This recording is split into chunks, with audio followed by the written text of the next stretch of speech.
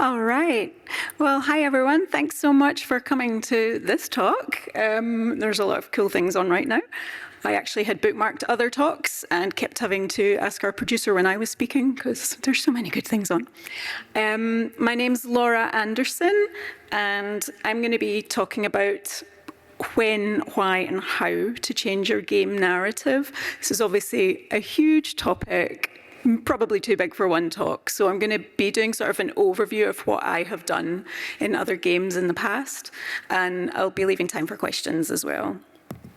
So I'm Laura. I actually have quite a winding path into games writing and narrative design. I never thought that writing could be a career, and definitely not games writing as a career.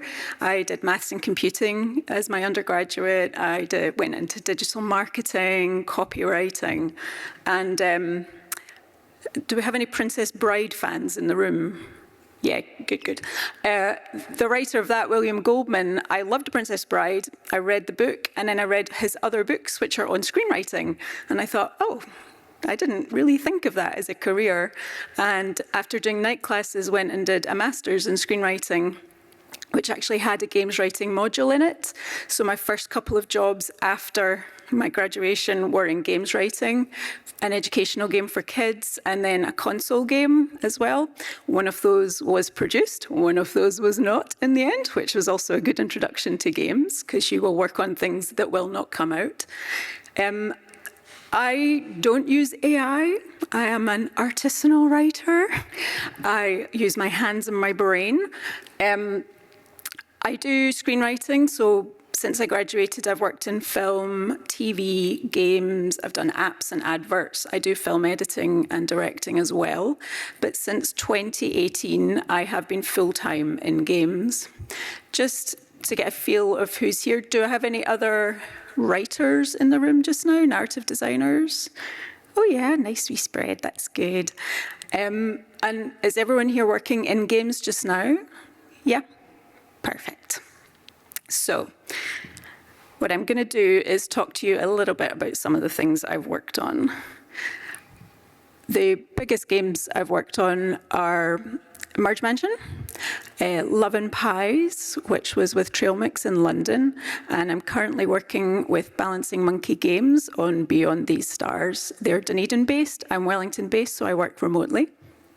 Now, Love and Pies was my first big game that I worked on. I was very lucky to be taken on. I had a friend that worked in games in London, and he recommended me for a job. I still had to go through a huge application process, but I was really, really lucky that it was a startup that wanted narrative design at the heart of what they were doing in mobile games, because a lot of games companies weren't really interested in that, especially in mobile gaming. So I have also worked on loads of other games that I can't tell you about because I've signed a lot of confidentiality agreements. But what I can do in this talk is go through some of the learnings from those games and what I've done on those games as a sort of overview. Now, here are 3 things I wish I'd known before I started. There will be too many cooks. Any screenwriting, there's a lot of people with opinions. It's just the way it is. If you want to be a writer and just write your own thing without feedback, then write a book and self-publish it. Do not work in any form of screenwriting, but especially games. I think because story is so central to us as humans, everyone has an opinion on it. So as soon as you do something, people have an opinion. If you are lucky enough as a writer or narrative designer to be involved at the very start of a project, which I think you should be, then you will get lots and lots and lots of feedback and opinions from people on the team. You really won't be able to satisfy everyone with your narrative. I've tried. It won't work. It will be beige. I will talk a little bit more about that in a case study later. But you just have to accept that some people will hate what you do, or just ignore it. If you're lucky, they'll just press skip. That's what you want, if they don't like it. And your narrative will almost definitely change. It could be very small changes, could be dialogue and characters. It could be huge changes. I'm going to talk a bit about both of those kind of changes today. But your idea will not stay set in stone from the start to the end of a project. If it does, you're probably not doing something right, because it might mean you're not listening properly to feedback and you're not getting people to test it properly. So what I want to talk about is why we make changes to games, because there's lots and lots of reasons to do this. I want to look at red flags. So there are loads of red flags that you could look for. For me, as a narrative person, the biggest red flags are players skipping scenes or dialogue. If you're lucky, when you are testing your game, you will have data that you'll get back. Not everyone has data, but if you've got it, it's excellent to look out for. You could be using a system where you can watch players playtesting it. That's really, really, really helpful. Playtest Cloud for mobile was a really good one that we've used in the past and other companies have been with. And that lets you just see exactly how people are playing, where they're getting bored, where they're skipping. But I would use data for that as well, so you can see drop-off points at the games that you're writing. Confusion over the plot, over the tutorial, or over the goals of the game and the narrative. So if you have playtest people, if you have surveys going out, you really want to find out what they think. Do they understand what they're playing? Do they know what the story is? Is there a story? You can start these testings internally, because narrative, obviously, like I said, lots of people have an opinion on. So I think just seeing what other people think about the plot and whether they even understand what's going on is really, really important. Like I said, analytics is really, really good to look at if you have drop-off points.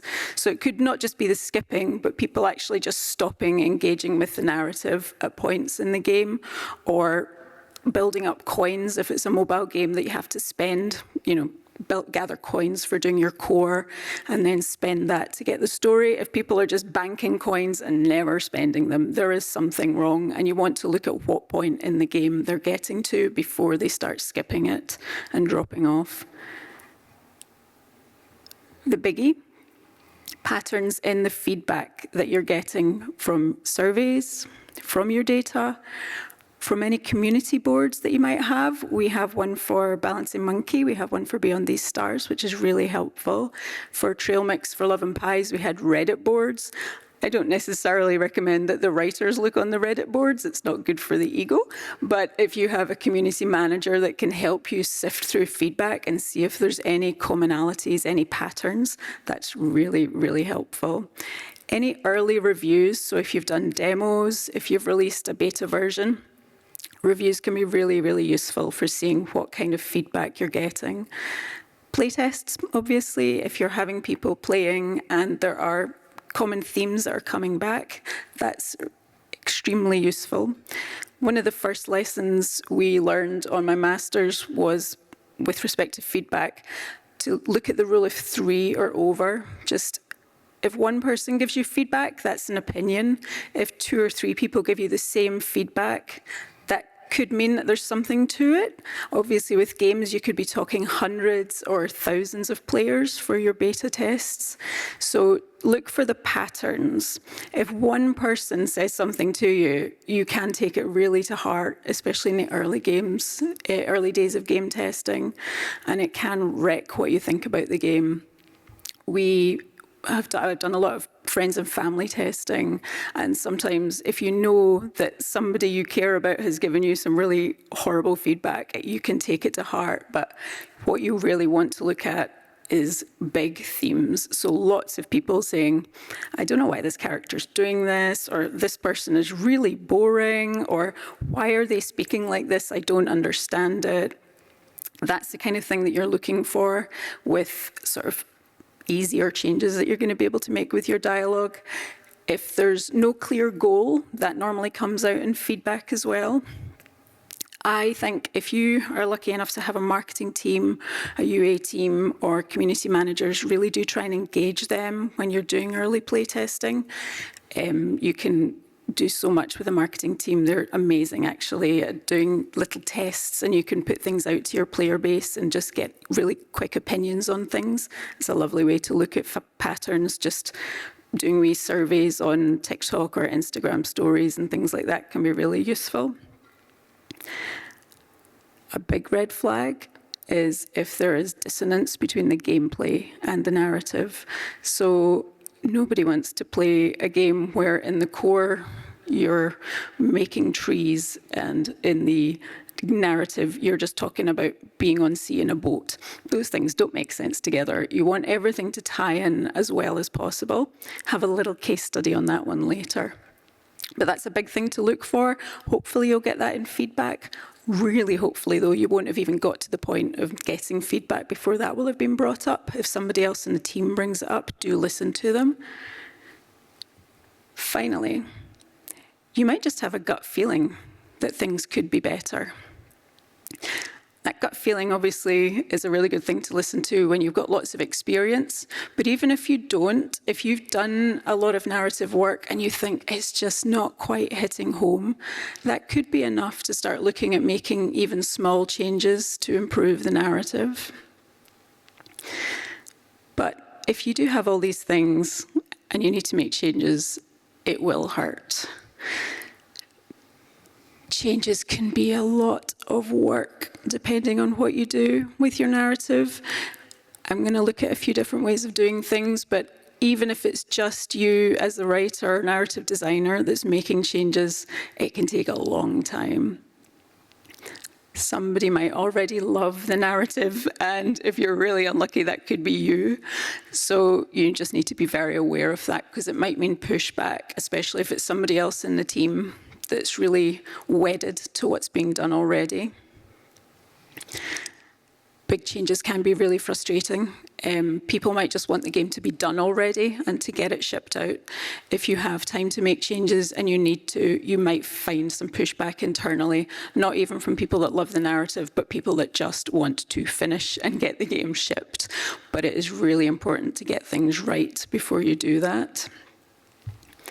And even if you do make changes, it doesn't necessarily mean success, and that is difficult. Hopefully what you will do is have a good testing mechanism, and you will continue testing new narratives so that you will be confident. But of course, it is always a gamble. So yeah, changes can hurt a lot. But I do think there are some ways to get through this. As I said, I've done this quite a lot. So I've been employed full-time. I work as a consultant. I have freelanced, and I've done, I think, over a dozen different games, and a lot of them have been involving changes. So sometimes I'm brought on just to change things, which is easier than when you start off doing it and have to change your own work.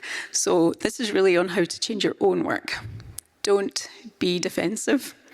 Very easy to be defensive, very easy to think people are wrong and you are right, but that doesn't mean you are. I think it's a good thing to just, if you get feedback that you don't like, that upsets you, to just take a breath, say thanks, bank it and think about it. I find the least helpful feedback, and the thing that makes me most defensive, is when someone says, don't do that, do this. Because that's not helpful as a writer. You want to come to conclusions on your own. That's why we write. We're creative. We want to imagine the different possibilities. So somebody just telling us what they think should be done isn't very helpful. And that is personally what makes me most defensive. So when I get that kind of feedback, I just try and sit on it, say thanks. If you're in a meeting, just take a deep breath, make a note, say, that was really great, thank you. I'll see what comes of it. This is a bit of a double negative, but be resilient and flexible, but do know when to be firm. When I started, I was not firm enough. I was the person that was, in theory, the expert, but I was getting a lot of feedback, too many cooks, and I would just bend and bend and bend and just take everything on board. And I think as I've grown more experienced in games, I've learned to be firmer with how I respond to things and to say, well, thank you, that's a good point, but and try and do your own thing and try and bring your own expert voice into things. Again, I'm quite introverted, so I generally need time to sit with an idea before I can come back. But I think it's just about believing in yourself and believing that you'll find the right pathway through the changes and you'll find the best way forwards. So you do need to be quite resilient. You do need to have a thick skin. As I said, this is not an industry for people that want to work on their own thing and never get feedback and never be wrong. That's not what this kind of writing is. So yeah, that's a tough one. Like I said, look for patterns. You want a symphony, not a solo. It can be really easy to take that one opinion, like I was saying, and to go with that. But I think patterns are much more helpful. There are exclusions. If your creative director says, that stinks, maybe you want to listen to them. If you have a publisher who gives you a note, maybe you want to listen to them. But if it's your player base, look for the patterns. Try not to be defensive. Try not to pick up on that one thing that people are maybe not responding to. If it's an individual person, if lots of people don't respond to it, that really is when you want to start looking at it. Try to ignore hate, stubbornness, and really try to ignore change resistance. These things will all happen. With Love and Pies, we did a lot of friends and family testing, and change resistance was a big thing we encountered. My own family were quite change resistant, so we would test something, test a story, then test a different game, and they would refer to the defunct game. I like that character. I like that story. It was really hard. My dad did it. My dad preferred a game that didn't come out to the one that we eventually released. It can be really tricky, and sometimes, especially in surveys, if you're using the same people, they will refer to things that you have drawn a line under. This can happen in a team as well. So again, that's when it's important to just be firm and be the expert and try and ignore the people that are resisting the change and just say, we need to do this. The stats don't lie. The feedback doesn't lie. The patterns don't lie. There might be hate. You might be writing characters that people don't like, especially we're in a quite black and white world at the moment. So this is what I was saying earlier, you cannot please everyone. You might write a character that is not leaning in a way that some people want them to lean. And you just have to believe in what you're writing. You have to have the values that you want and be behind them and ignore that kind of hate. And you do want to value players and people in your target demographic. If you don't value them, don't write for them, write for a different demographic. You would be surprised, or maybe you wouldn't, but there are companies out there that will make games for people that they do not care about, that they do not fit into that demographic, and nobody in the team does, and they don't really care about their feedback. They only care about their own feedback, which doesn't matter because they are not the target demographic for the game. Can't give you examples, but I have worked with, with people that have done this. So just really value who you're wanting to make the game for, really think about what they want, and if you're testing, really make sure you've got some of them in your testing base and your surveys.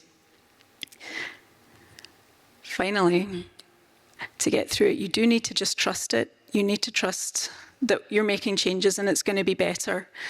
And you need to be brave. I think making any changes to a game needs bravery. It's a brave thing to do because it's so easy to just release a game because you want to release it, you want to get it out there and move on to the next thing. It's actually quite brave to stick with something for a bit longer. It might cost your company money, which, you know, that's a big gamble. So actually being brave and saying this needs to happen is really, really important.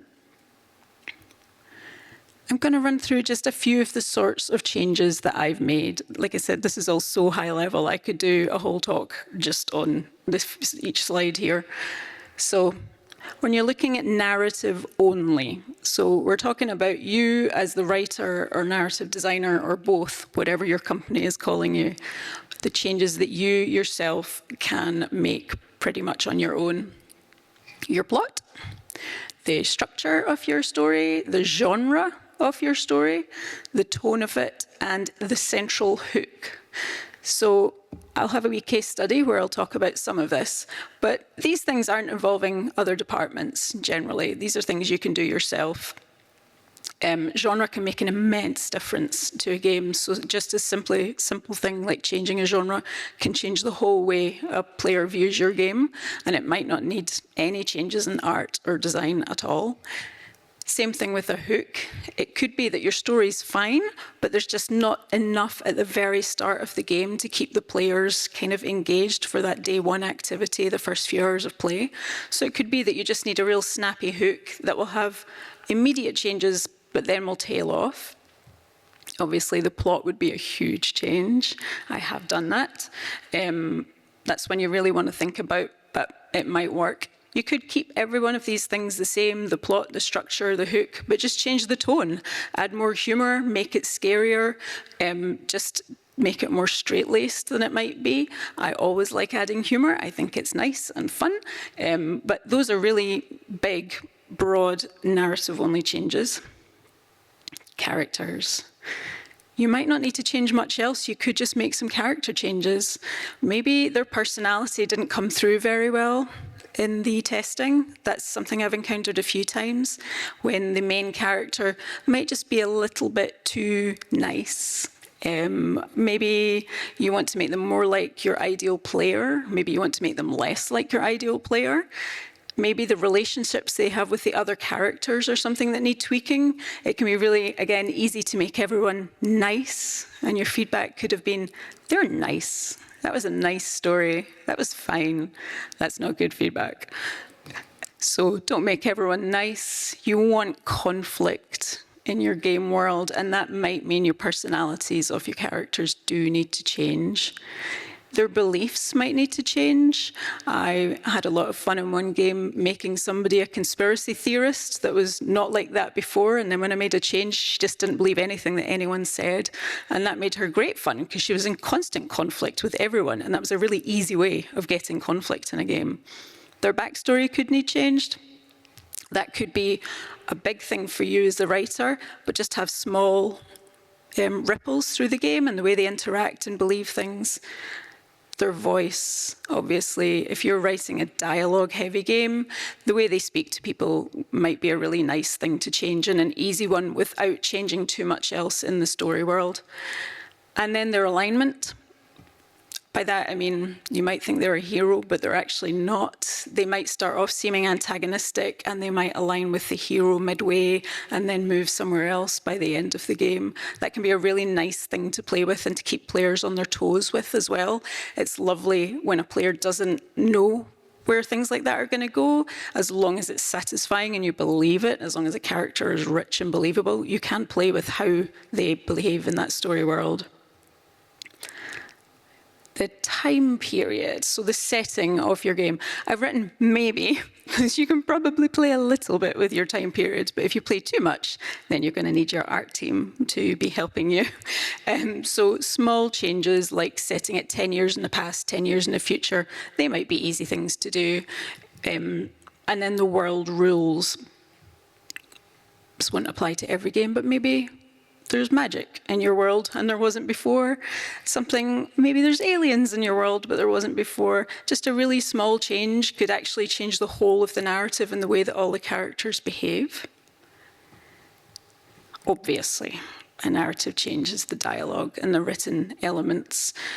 The environmental narrative stuff is much bigger change than just you as a narrative person, because that could involve art and a few other departments. So if you can just get away with changing these things above and making dialogue changes, that's going to be great for the rest of the team and they will like you much more. And any other written elements in the game, sometimes things can be a bit too wordy. I'm a big believer in accessibility, so I do find narrative dialogue changes can be really, really helpful. Maybe you have too much dialogue in there and reducing it will help with how players read the game, how they understand it. And finally, your narrative design. So for me, and again, everyone has a different understanding of narrative design, but for me, we're talking about the constraints. How many words are on the screen at a time? Your players have so much going on. They might be playing your game while they're watching TV or on a call or in a multiplayer game. You want them to be able to really understand your story. So I do think constraints can be really useful. And if you don't have any on your story just now, that could be a nice thing to look at. How many words are on screen at a time?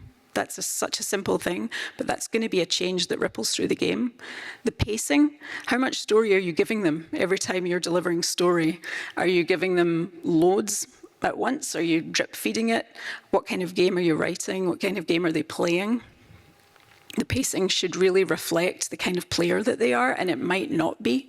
If you, like me, really want everyone to love narrative, you might just be pushing narrative on players that want it very slowly given to them.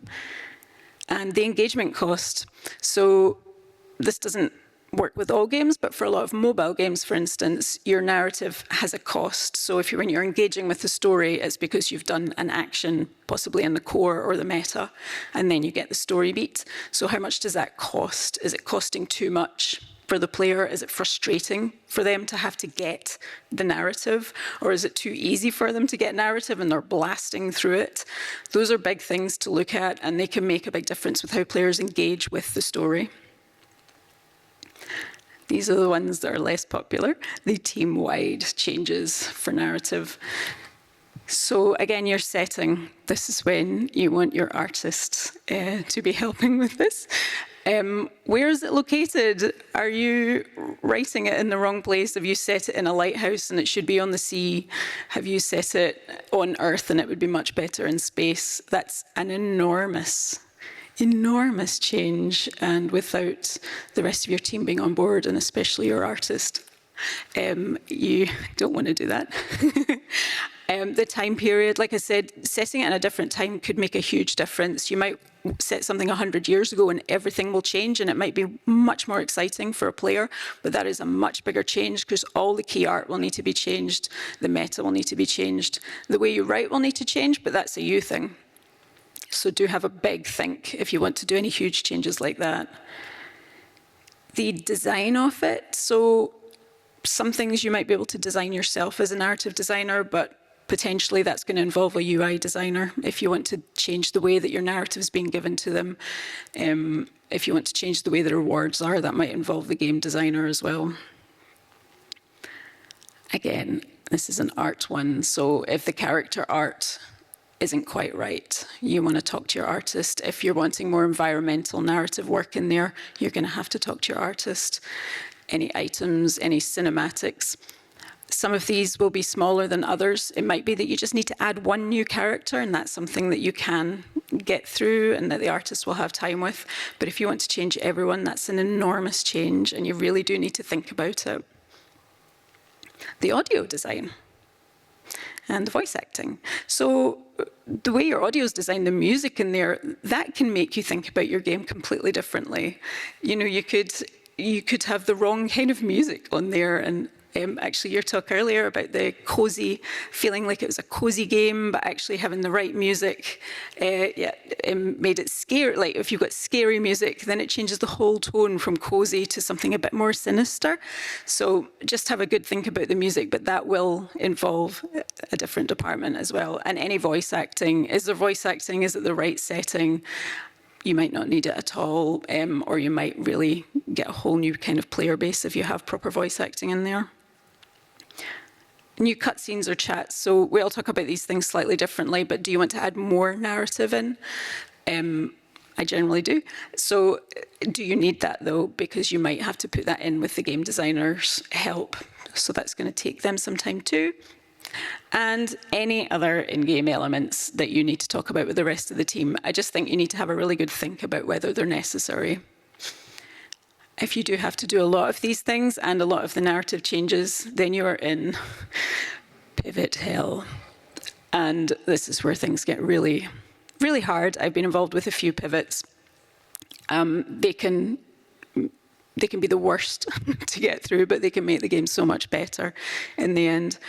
I'll talk a little bit about pivot in a minute. Just leave Ross on screen. Now, going to do the first of a couple of case studies with Beyond These Stars, Balancing Monkey Games, all down there. Now, I joined Balancing Monkey in, I think, March or April this year, so I've not been with them for very long. I work there a few days a week. And They are making this wonderful world builder. It's a city builder on the back of a whale in space. And when I came on board, we've already got a demo out that people can play on Steam. And it had gone through some feedback. There was feedback from the community, and then there was some publisher feedback at the end of last year, which Sam and Anna talked about yesterday in a talk here, and which was described as the big, hairy feedback. It has led to quite a lot of changes in the gameplay and design. And this is one of these pieces of feedback that I was talking about earlier, where this came from the publisher. So one person really at the publisher gave this feedback, but their opinion was so valuable that it did change a lot of the gameplay. And that process was in place. Things were changing when I started. So for me, that was a really good opportunity to make some narrative changes. There were obvious knock-on narrative changes that were going to happen, but I used it as a way to do a deep dive into the narrative that existed, to review the boards, to review how the rest of the team were playing, what they were engaging with, to really deep dive into what the publisher had said as well. And for me, the knock-on narrative changes meant changing dialogue. A lot of gameplay changes meant the way that things were being talked about needed to change. I also put a lot of constraints in place. There weren't really any constraints in the narrative and how much text was on screen and how many clicks it took to read. And I do think those things help. So I put some constraints on and changed the narrative. There were small notes about, I hate this term, ludonarrative, about the harmony between the narrative and the gameplay. There was a bit of confusion. And so it was a really, really good time for me to just try and hammer home why it all worked together, how it synced up. I think as writers, a lot of us can be really guilty of being too subtle in our writing, and we think people will understand what we're writing there, and often people don't. So you have to just go quite big on things, and so I went quite big on the harmony between the narrative and the gameplay. Character motivation, I thought this was a good opportunity to really big up the character motivation in the game. And yeah, like I said, the clicks to read, because some chats were quite long, and I thought players would possibly forget what they were reading by the end of a chat. So those were big changes that I made, well, I'm still making. But saying that, I've kept so much, because there was already so much good stuff there. The core values, it's a non-violent city builder, and it has a strong environmental theme, and those things appealed to me when I applied for the role, so there's no reason for me to get rid of them. The art is beautiful, so I wasn't getting rid of that. I've been lucky that we've got some new art that we've had time to do, but there's no changing that. The main characters, they didn't need to change. I just needed to change their motivations slightly and make them a bit bigger. The setting, again, that would be too big. This is a city builder set in space. I'm not going to change that because that would be ridiculous, and it didn't need changed. The genre, it's sci-fi. Doesn't need to be anything else. And really, I've kept the central storyline because that didn't need to change either, but hopefully making the small changes I have will actually help people get through that storyline and just be a bit more engaged with it. So the result, yeah, I can't tell you. It's not out yet. And hopefully we'll announce more soon, but it's a surprise. But thank you to Balancing Monkey for letting me talk about this just now. This is part of the bravery thing. It's quite hard to talk about things while you're doing them. So that's great that I was able to. Bigger case study just now is Love and Pies. So I worked on Love and Pies with Trail Mix for 5 years. This is a mobile game. It broke a lot of ground, actually, when we released it. We had a big commitment to diversity and inclusion. We had a storyline that wasn't actually seen in many mobile games when we released it, especially when I talk about things now in about 2020, 21. It's been copied quite a lot. It got cloned. You know you've made it when you've been cloned. So when we were doing things, though, it was quite new. Now, we did lots and lots and lots of pivots and testing before we released the game, but the testing, you can see it's quite an easy slice of the game. We put it on Playtest Cloud, so you can watch players play. It's so good to just hear them talking through their gameplay, and we did a lot of surveys, friends and family surveys. That meant loads of iterations. You can see it's getting more sophisticated as we go through, but it still wasn't quite right. And eventually, way more sophisticated meta, and it really aligned with the core, and we had a nice story. But that was the big feedback. Nice. It was nice. It was a nice game. It was a cozy game. People played it. They had a nice time. It was nice. That's not good enough. So there was a huge chat internally, and lots of things changed. This was a full-on pivot. It was a huge piece of work. The things that changed, we added a genre. So it was cozy. It was about somebody running a cafe, a single mum running her cafe. And by adding a genre, it changed everything, just adding a mystery. We'd had a nice wee plot with telenovela elements, but putting a mystery genre on top of that just made everything better. And as a writer, it made everything nicer to write. We amplified the drama. So like I said, it did have telenovela elements, but I just went silly with it, really silly. I improved the character motivation, so I gave people more to do, more to think about. I really changed how they behaved with each other so that we'd have more conflict in every scene, because that's what players want. They want a reason to read. They want to side with somebody.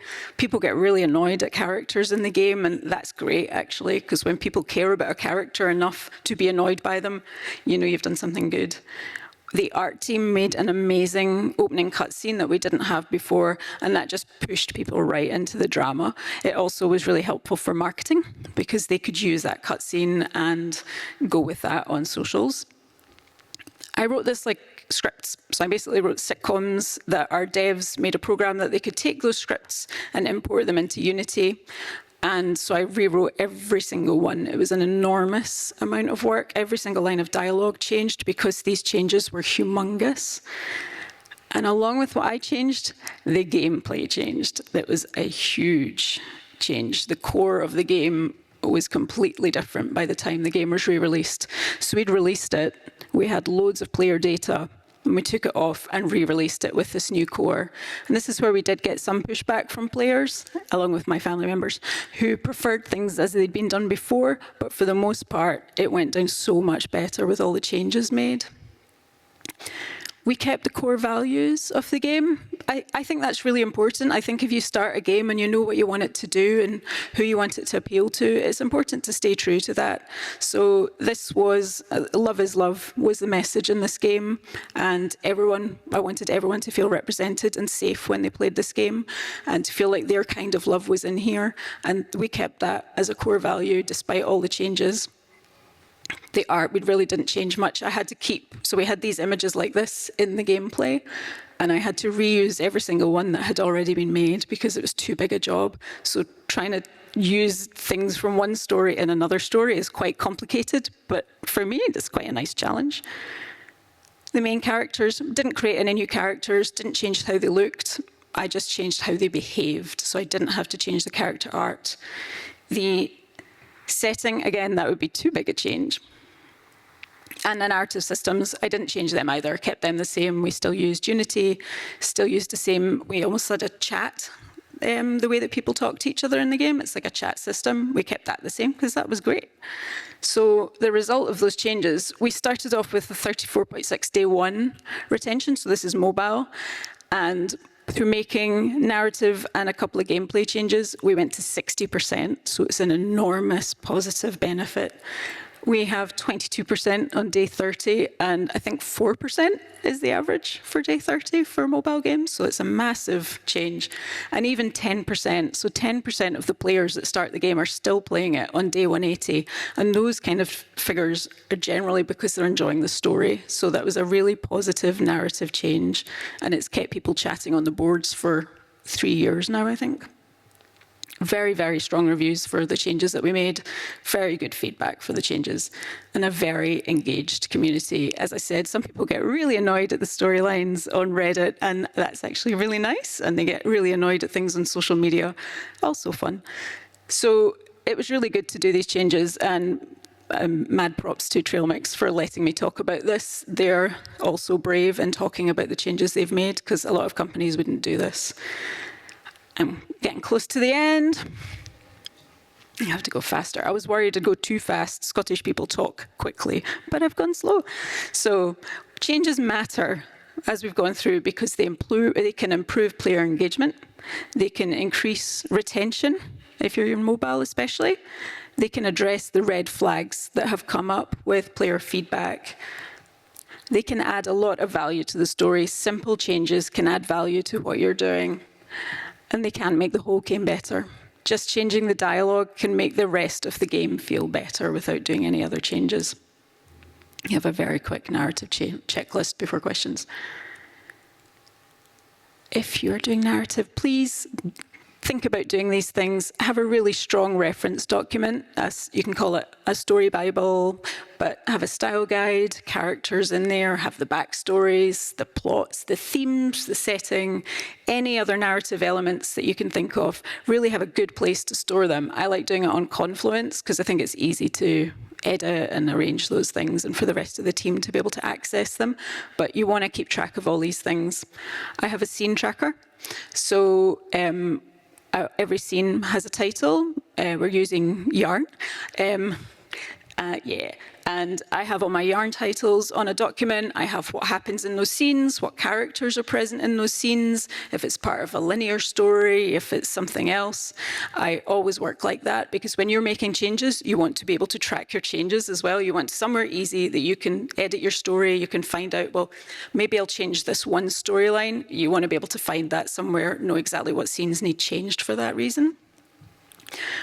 If you can have a good feedback mechanism, do surveys, just even being approachable internally or checking in with the rest of the team on how things are going. And in this day and age of AI, I would suggest you have a narrative designer or writer in-house and, don't use ChatGPT. Use a person. People are cool. And there's all the hands that went up in the room earlier, there's lots of writers here, so please do hire one if you're in that position. I have a very quick bonus narrative checklist. Please have rich characters who matter. Have a compelling plot, even if it's a very, very light plot and there's not much narrative in your game. Make it accessible. Think about the players that are reading it. Make the dialogue believable. If you don't write much dialogue, then read it out. Get friends to read it out. Have a unique hook. Do make something in your game different from the rest. Love and Pies could have just merged into a bunch of other mobile games, but we worked really hard to make sure there was something different in there. If you've got choices, make sure they're meaningful. Work on that. If that's something that you need to change, please look at it. Do have core values. Put something in there that you believe in, that you want your players to believe in as well. And either make your story related to the gameplay or make it very different if that's what you think is going to be fun for people. But just have a good think about that ludonarrative side of things. I think, do we have time for questions? I don't know where the microphone is. Does anyone have any questions? Yeah, you might just need to shout. Is I hear a lot about that you hear all the time, the conflict story. What is wrong with a nice story that makes it feel nice? What the problem with that? Can you make that work, or is it something? Or is it would it be some conflict in some manner at the top of it? Yeah, good question. So why can't a story just be nice, really? Yeah, I think it could be nice for a very short game, possibly, but I think people want something to hold on to. I think even if conflict is just two characters disagreeing about something, that can just make things a little bit easier. Love and Pies was inherently nice. The characters are generally nice people. It's non-violent. I don't like writing violent things if I can help it, because there's too much of that in the real world. But I just think making it a little bit spicy just makes people want to come back to it more and more. So, yeah, it's tricky. It just felt beige without something else, another genre. So even if you just impose a little genre on top of the niceness or the coziness, I think it can just make it more compelling for narrative. But if you've got a narrative light game, like I love Animal Crossing, that's nice. It's very light, right? So nothing wrong with that, but it's not a narrative heavy game. Any other questions? Yeah. My question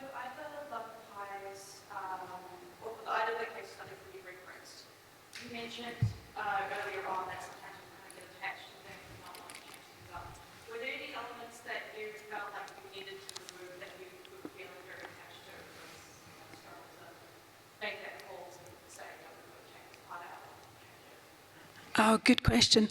The game we did at Trail Mix before Love and Pies had my favourite character I've ever written. And I couldn't take him into Love and Pies. He didn't make sense in that story world at all. That's a real world story. This was a talking animal. So I couldn't bring him in. And he's still the favourite character I've ever written. So that was really hard for me to let go of him. Love and Pies, I was quite lucky that I reused the same characters. I just bigged up what they did. But yeah, it is hard. And now I don't work there. So, you know, if they ever use him, he's not mine to use. I've left him in their care. Anyone else? Yep.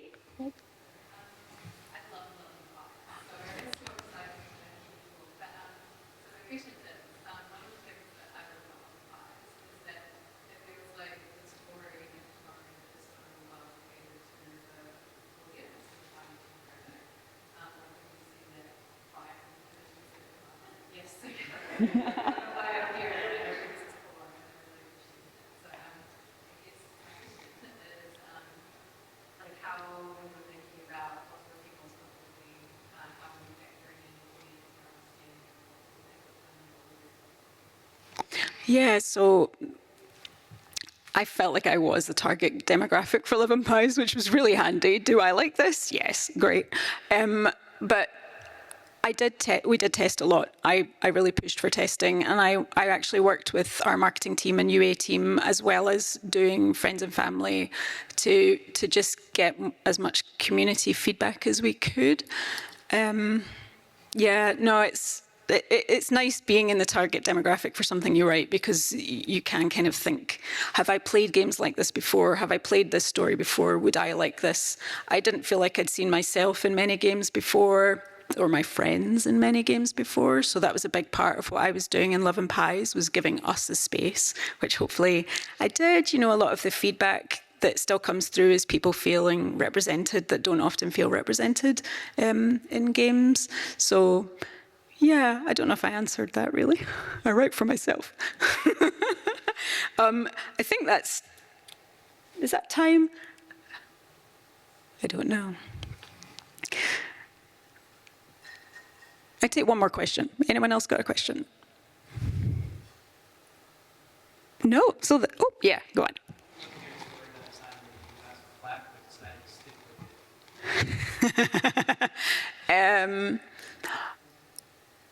Yeah, that's tough without giving away anything confidential, because that has happened quite a lot. That has happened. And I think sometimes it's happened in games internally, when the other people in the company are not necessarily reflective of the audience. And it's not a very fair thing for me to say too many cooks, but that is where sometimes the wrong people can give feedback, and you do have to push back quite hard. So people will be like, I don't want to see that romance. I don't want to see that character. And again, it's easy when I'm in that demographic, but whatever game I'm on, I've trained myself on that demographic. I've trained myself on that genre and that style of game. And I should be able to be confident and firm and say, well, thank you. You're wrong. So I have done that quite a few times. I can talk about that off mic. I think that's possibly the end. I'm really happy to answer more questions. Please come and chat to me. If anyone wants to email, then please do so. Thank you very much, everyone, for coming.